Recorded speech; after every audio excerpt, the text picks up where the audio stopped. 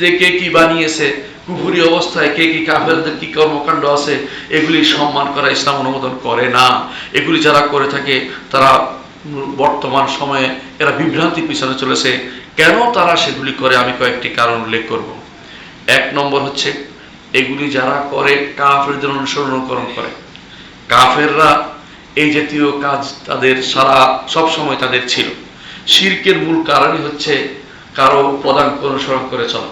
অমুকে এরকম অলি আল্লাহ ছিল, তাকে অনুসরণ করলে আমি হয়ে যাব। অমুকে এরকম ছিল, সে এখানে হাঁটে গেছে, তারা হাঁটে গেলে আমি এটা পেয়ে যাব। এই জাতীয় জিনিসগুলোর কারণে মানুষ শিরকে লিপ্ত হয়েছে যুগে যুগে।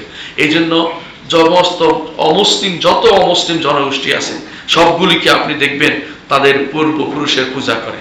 তারপর তথাকথিত তাদের কোনো ব্যক্তি মহান ব্যক্তিত্বের পিছনে তারা ছুটে চলেছে।